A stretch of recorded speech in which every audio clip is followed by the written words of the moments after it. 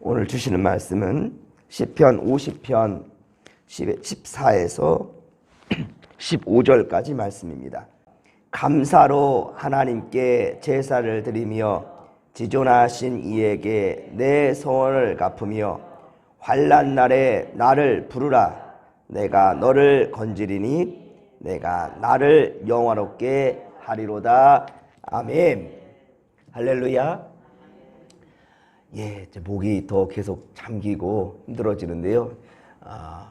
여러분들 위해서 기도해 주시기를 부탁드립니다.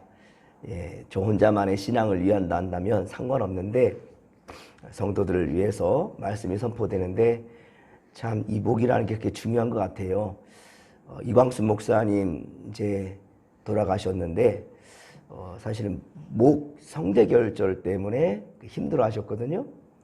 한 보름 정도 병원 입원하셨는데 하나님 그대로 불러가셨어요. 우리 건강할 때 여러분 부탁드리건대 더 감사하십시오. 힘들고 어려울 때 문제만 보지 마시고 그 문제를 해결하실 능력의 주님을 바라보십시오. 왜냐하면 그 문제는 내가 해결할 수 있는 게 아니거든요. 힘써서 해결했다고요? 다시 또 문제가 다가올 것입니다. 또 다른 문제가 터질 것입니다. 여러분 문제만 바라보면 문제만 해결하려다가 인생 끝나는 거예요. 부탁드리건대 어렵고 힘들수록 더욱더 주님 집을 찾고 주 앞에 납작 엎드리시고 더욱더 감사하시며 찬양하십시오. 그 가운데 문제는 그대로 있을지언정 여러분의 마음 자세가 바뀔 것이고 여러분의 영혼은 더욱더 건강해진 줄로 믿으시기 바랍니다. 어느덧 12월에 이렇게 또 첫날이 되었습니다. 그리고 다시 대림절이 왔고요. 교회력으로 본다 한다면 여러분 주님의 오심이 시작이에요. 주님의 오심을 기다리는 순간부터, 그래서 대림절부터 교회력은 시작이 됩니다. 그래서 세상은 1월부터 12월이라지만 교회는 대림절부터 시작되는 11월 셋째 주나 12월 첫째 주 이렇게 대림절이 시작됩니다. 그렇기 때문에 여러분 교회는 새로운 새 출발인 거예요. 세상보다 앞서가는 거죠. 세상보다 먼저 가는 겁니다. 사랑하는 성도 여러분, 새롭게 시작하는 12월이 됐든 2024년도의 회개년도가 새롭게 시작하는 시점이 되었든 대림절의 시작이든 중요한 것은요, 이 시간 우리가 감사로 하나님을 예배하는 것입니다. 감사하는 순간 이전 것은 다 지나갔어요. 여러분 지나온 날들에 붙잡혀 있지 마시고 새롭게 시작할 내일을 주님과 함께 감사 속에 시작할 수 있기를 주님의 간절히 축원합니다. 그것이 바로 우리는 미리 승리를 맛보는 인생이 되는 거예요. 승리를 미리 맛보는 거예요. 그렇습니다. 그래서 주님은요, 요한복음 14장 27절, 요한복음 14장 27절에 이리 말씀하셨지요. 평안을 너희에게 끼치노니 곧 나의 평안을 너희에게 주노라. 내가 너희에게 주는 것은 세상이 주는 것 같지 아니하니라. 너희는 마음에 근심하지도 말고 두려워하지도 말라. 아멘. 할렐루야. 세상이 주는 평안과 하나님 주시는 평안은 다르다는 거예요. 여러분, 그리고 중요한 것은 우리의 마음에 근심도 두려움도 있어서는 안 된다는 거예요. 그런데 이거 어떻게 해결할 수 있느냐? 하나님께 감사하면 되는 겁니다. 하나님을 의지할 때 이것이 이루어진다는 거예요. 사랑하는 성도 여러분, 세상에는요, 경제적인 어려움, 건강의 어려움, 가정의 어려움, 자녀의 어려움 끝도 없습니다. 이런 문제 안 가진 사람 한 사람도 없습니다. 문제는 다 가지고 있어요. 그러나 여러분, 어려움보다 더 무서운 것이 무엇인지 아십니까? 더 큰 것이 무엇인지 아십니까? 그것은 두려움과 염려입니다. 두려움과 염려예요. 물론 단순히 두려움이 없고 염려가 없다 해서 믿음이라고 단언할 수는 없습니다. 두려움이 없고 근심 걱정이 없다 해서 그 사람이 믿음이 좋다 이렇게 말할 수는 없을 거예요. 사람들 중에는 선천적으로 천하태평인 사람도 있거든요. 그리고 어떤 사람은 겁이 없는 사람도 있어요. 겁 없이 그냥 막 달라들어요. 그런 사람도 있을 수 있어요. 믿음과 비슷해 보일지는 몰라도 그거 믿음 아닙니다. 그렇죠? 감사가 없는 용기는 믿음이 아닌 거예요. 감사가 없는 용기, 이 중요한 것입니다. 감사가 없는 용기는 절대로 믿음이라 할 수 없습니다. 오늘 본문 말씀은 환난당한 자에게 하나님께 구하라는 강력한 권면입니다. 이렇게 말할 수 있는 것은 근심 걱정을 안 당해본 사람의 말함에 별로 영향가가 없겠지요. 하지만 다윗은 이러한 염려와 근심들 다 삶 가운데 경험해봤던 파란만장한 인생을 살아본 그런 사람이 다윗이란 말입니다. 그런데 그가 말하지요. 14절 보면 감사로 하나님께 뭐예요? 제사를 드리라. 감사로 하나님께 감사로 하나님께 예배를 드릴 줄 아는 그런 자가 된다는 거예요. 이에게 내 소원을 갚으시며 환난 날에 나를 부르라. 힘들고 어려운 때 그때 바로 하나님을 찾으라는 거예요. 그러면 내가 널 건지리니 네가 나를 영화롭게 하리라 라고 주님 말씀하십니다. 보십시오. 하나님께 먼저 감사 제사를, 감사로 예배를 드리라는 거예요. 어떤 일이 이루어진 다음에 감사하고 환호성을 치고 찬양하는 것은 자연스럽고 당연한 일이지요. 이것조차 안 하는 인생은 문제 있는 인생이고요. 어떤 일이 이루어진 다음에 감사하는 것은 세상 사람들 다 하는 일이란 말입니다. 그러나 결과를 보기 전에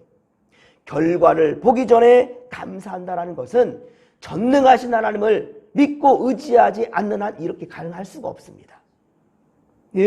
아직 살아보지 않은 2024년 12월 이 한 달, 그런데 우리는 이 시간 울며 불며 막 힘든 가운데에서 도와달라고 막 외치면서 기도하는 것, 그런 예배 아닙니다.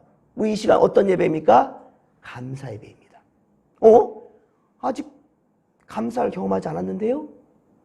아직 문제가 해결되지 않았는데요? 여러분, 이것을 뛰어넘는 것이 바로 믿음이라는 거예요. 그것이 바로 감사라는 것입니다. 여러분, 다윗은요, 사울에게 쫓길 때 도저히 도망갈 곳도 숨을 곳도 없는 그 상황 가운데 광야로 피신했습니다. 광야. 어두컴컴한 굴 속에 들어간 광야의 굴 속에서 다윗은 무릎을 꿇고 얼굴을 땅에 그렇게 막 땅바닥에 바짝 엎드려 기도할 때 얼마나 울었겠습니까? 얼마나 기가 막혔겠습니까? 나는 평생 하나님밖에 의지한 게 없는데 왜 내게는 첩첩상중이에요? 계속해서 문제가 해결될 수가 없어요. 가도 끝이 없어요. 죽겠습니다. 하나님 어떻게 하면 좋겠습니까? 얼마나 울며 불며 하나님을 의지했겠습니까, 여러분? 그런데 그래서 그렇게 그가 울면서 기도한 것이 시편 57편이에요. 시편 57편 1절에 보십시오. 하나님이여 내게 은혜를 베푸소서. 한 번 더 얘기합니다. 내게 은혜를 베푸소서. 내 영혼이 주께로 피하되 주의 날개 그늘 아래서 이 재앙이 지나가기까지 피하리이다. 내가 근데 중요한 건 주님 안에 지금 있는 인생으로 살아간 다윗이잖아요. 그런데 다윗은 얘기해요. 하나님의 내게 은혜를 베푸소서. 내게 은혜를 베푸소서. 주께 피하는데 주의 날개 그늘 아래서 이 재앙이 벗어나도록 지나가기까지 나는 주의 그늘 아래 피하기를 원합니다. 이때 그 심정이 어떻겠습니까? 그런데 이렇게 울며 기도한 다윗의 기도가 바뀝니다. 울며 기도했던 다윗의 기도가 바뀌어요. 여전히 문제는 해결되지 않았습니다. 여전히 문제는 그대로 있어요. 전혀 해결되지 않은 상황입니다. 그런데 자신은 외롭게 혼자 있는 것이 아니구나. 하나님이 함께 하신다라는 것을 깨달았습니다. 다윗은 문제는 해결되지 않았어요. 그러니까 문제를 바라봤던 다윗이 이제 문제를 바라보는 것이 아니라 문제보다 더 크신 하나님을 바라보는 거예요. 그러니까 그 기도가 달라집니다. 이제 눈물과 한탄의 기도가 찬양으로 바뀌게 되었어요. 시편 57편 7에서 11절 말씀, 이거 우리 같이 한번 읽어보십시다. 뒤로 잠깐 넘기면 시편 57편 7에서 11절 이렇게 바뀌어요. 제발 하나님의 내게 은혜를 베푸소서. 내게 은혜를 베푸소서. 주님의 그 날개에 내가 숨기를 원하고 이 재앙이 지나가도록 피하겠습니다. 주님 나를 도와달라고 울며 기도했던 57편 1절의 기도는 57편 7에서 11절 말씀 같이 함께 읽겠습니다. 하나님이여 내 마음이 확정되었고 내 마음이 확정되었사오니 내가 노래하고 내가 찬송하리이다. 내 영혼아 깰지어다. 비파야 수금아 깰지어다. 내가 새벽을 깨우리로다. 주여 내가 만민 중에서 주께 감사하오며 문 나라 중에서 주를 찬송하리이다. 무릇 주의 인자는 커서 하늘에 미치고 주의 진리는 궁창에 이르나이다. 하나님이여 주는 하늘 위에 높이 들리시며 주의 영광이 온 세계 위에 높아지기를 원하나이다. 아멘. 할렐루야. 여러분 잘 보십시오. 내 마음이 확정됐답니다. 어떻게 하면 좋을지 불안불안하면서 하나님 의지했던 그 마음이 하나님을 의지한다 하면서도 문제를 보니까 두려운 거죠. 하나님 믿어요, 믿습니다, 도와주세요 하면서도 문제를 보니까 두려운 거예요. 근심이 되는 거예요. 그랬죠? 그런데 7절에 보면 하나님의 내 마음이 확정됐어요. 이제 확정됐어요. 어떻게 확정됐다고요? 어떻게? 내가 노래하고 내가 찬송하리이다. 확정된 게 뭐냐면 이제 찬송하겠대요. 노래하겠대요. 하나님을 높여드리겠대요. 그리고 마지막 기도 제목이 완전히 바뀌어버립니다. 내가 하나님 품에 있어서 이 재앙이 떠나가기를 원합니다. 나를 도와달라고 평강을 구했는데 11절 보십시오. 자기 말은 쏙 빠져요. 나는 이제 없어요. 나는 없고 누구만 있습니까? 하나님만 있어요. 11절 다시 한번 읽어봐요. 하나님이여 주는 하늘 위에 높이 들리시며 주의 영광이 온 세계 위에 높아지기를 원하나이다. 아멘. 여러분 어떻습니까? 자신의 불현한 어떠한 상황 온데간데 없어졌어요. 온데간데 없어요. 하나님의 이름이 높아지기를 원하나이다. 여러분 이렇게 간구하는 것, 기도 색깔이 달라졌어요. 내 문제만 놓고 울며불며 기도했던 것이 아니라 이제는 하나님께 하고 있습니다. 그렇습니다. 여러분 오늘 시편 50편 23절도 함께 한번 볼까요? 시편 50편 23절을 또 같이 한번 읽겠습니다. 감사로 제사를 드리는 자가 나를 영화롭게 하나니 그의 행위를 옳게 하는 자에게 내가 하나님의 구원을 보이리라. 아멘. 할렐루야. 여러분 보십시오.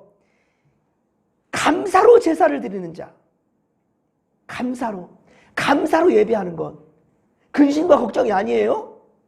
문제를 볼 때 근심과 걱정이지만 감사로 보니까 이거 하나님께 영광이 되는 거예요. 하나님 영화롭게 하는 거예요. 사랑하는 성도 여러분, 12월 이 한 달 다 되었다, 다시 새해를 준비하겠다, 그거면 늦습니다. 여러분 가졌을 때 헌금하겠다, 이런 사람 헌금 못합니다. 시간 있을 때 예배하겠다, 예배 못 드립니다. 좀 내 마음이 상처가 치유되면 용서하겠다, 용서 못합니다. 그런 사람은. 문제는 여전히 존재하지만 여러분의 마음이 어찌 되면 확정되면, 여러분의 마음이 결단되면 그 순간부터는 문제가 해결됩니다. 언제 해결될까요? 내일이요? 1년 후에요? 그건 모를 일이에요. 근데 중요한 것은 여러분은 어제와 잠시 후 전과 지금은 분명히 달라진 거예요. 감사로 예배하는 사람은 이미 벌써 변화되었습니다. 이 변화된 마음으로 하나님을 바라볼 때 여러분은 분명한 것은 하나님 예배하신 나라로 갈 거겠지만 하나님께서 생명책의 제일 첫 줄에 여러분들이 이미 있을 거라니까요. 하나님께 인정받는 인생을 사십시오. 그런 인생이 승리한 인생이라는 사실을 믿으시기 바랍니다. 김용규 선교사님이 지은 내려놓음이라는 책이 있어요. 내려놓음이라는 책 여러분 많이 아실 거예요. 꽤 오래된 책이긴 한데요. 거기 책 내용에 이런 얘기가 있어요. 몽골 어느 교회에서 예배를 드리던 중이었는데 한 여인이 급히 땀을 범벅대 가지고 달려 들어와요. 예배당에. 이 자매는 예배 몇 시간 전에, 예배 잠시 전에 예배를 드리기 위해서 이제 예배 드릴 준비를 하고 있는데 소를 잃어버렸어요. 몽골에서 이 소 한 마리는요, 여러분 한 사람이 1년 동안 벌어야 될 그런 값어치의 돈입니다. 1년치 월급과도 같아요. 그런데 이 여성은 예수를 믿은 지 또한 얼마 되지도 않았어요. 예수를 믿은 지 얼마 되지 않았단 말이에요. 그런데 예배의 삶이 중요했기 때문에 예배 전에 손을 잃어버렸으니 얼마나 마음이 다급하고 힘들고 괴롭겠습니까? 그런데 찾아 헤매다가 아무래도 안 되겠다 싶어서 포기하고 예배당으로 달려온 거예요. 땀을 흠뻑 젖어가지고 달려 들어왔습니다. 그리고 예배를 드렸습니다. 놀라운 일이 벌어집니다. 이 책에 기록된 이야기예요. 놀라운 일이 벌어져요. 예배를 마치자마자 예배당 밖에 소가 있는 겁니다. 예배당 밖에 소 울음소리가 들려온 거예요. 잃었던 소가 예배당으로 찾아온 거예요. 그럴 수도 있다고요? 우연이라고요? 여러분, 우연이라고 생각하는 사람은 그 우연에 머물러 있을 것이고, 하나님이 그 여인을 어여삐 여겨주셨고 그의 믿음을 높이 사서 구원하셨다고 믿는 사람은 그것이 여러분들에게 동일하게 일어날 줄로 믿으시기 바랍니다. 성경의 수많은 역사들은 이것을 보고 부럽다, 놀랍다, 신기하다 이거 느끼라고 하나님 주신 말씀이 아니에요. 성경에 기록된 수많은 역사들과 이 기적들의 이야기들은 우리에게 과거 일이 아니라 현재 일이 될 수 있도록, 할렐루야, 우리의 믿음밭이 변화되기를 바라는 하나님의 원하심이라 사실을 믿으시기 바랍니다. 여러분, 이 여성은요, 소를 잃었을 때 소를 찾는 기쁨을 포기하고 예배의 기쁨을 회복하였더니 세상에서 돈 버는 기쁨, 세상 사람들과 쾌락을 즐기며 노는 것들, 내 몸의 건강을 위해서 최선을 다하는 좋은 거 먹고 마시고 놀러 가고 뭐 하고 다 하는 일들, 이러한 기쁨을 먼저로 세우기보다 먼저 예배의 기쁨을 선택했더니 하나님은 예배의 기쁨과 더불어서 보너스, 소를 찾는 기쁨도 주셨다는 거예요. 할렐루야. 예배의 기쁨이 회복되니까 내가 세상에 구할 것들까지 다 주신다는 거예요. 그런 여러분, 하늘의 신령한 복을 찾으라는 거예요. 하늘의 신령한 복을 찾으면 바로 이 땅의 기름진 복들도 보너스로 주신다는 사실을 믿으시기 바랍니다. 사랑하는 성도 여러분, 감사가 모든 것을 바뀌는 거예요. 감사가 모든 것을 바뀌는 겁니다. 그리 아니하실지라도 감사할 수 있는 이 감사가 오늘 이 시간 예배하는 모든 성도들에게 있게 되기를, 이것이 해결되므로 진정 대림절의 기쁨과 성탄의 기쁨과 새해의 기쁨은 여러분들에게 주어질 줄로 믿으시기 바랍니다. 이렇게 우리는 새해를 설계하십시다. 준비하십시다. 하나님을 영화롭게 하며 감사가, 여러분들 감사가 넘치는 새 달 12월 되기를 주님의 이름으로 간절히 축원합니다. 축원합니다. 자, 이 믿음 가지고 주여 삼창 부르며 기도하며 나갑니다. 주여, 주여, 주여. 살아계신 하나님 아버지, 고맙고 감사를 드립니다. 은혜 충만, 성령 충만, 말씀 충만으로 함께 하시고 21월 한 달 이제 시작입니다. 감사로 아버지여 문을 열었사오니 이 한 달 살아가면서 오직 감사가 넘치는 우리 인생 되게 하여 주시옵시고, 감사로 대림절을 기다리며 성탄을 맞이하며 새해를 맞이할 수 있는 믿음의 고속들 다 되게 하여 주옵소서. 세상보다 한 발짝 더 앞서 나가는 우리 믿음의 권속들 주여 주님께서 기억하시고 붙들어 주시며 동행하여 주옵소서. 감사하는 인생 가운데 모든 세상의 문제들도 주님께서 해결하여 주옵소서. 함께하여 주옵소서. 함께하여 주옵소서.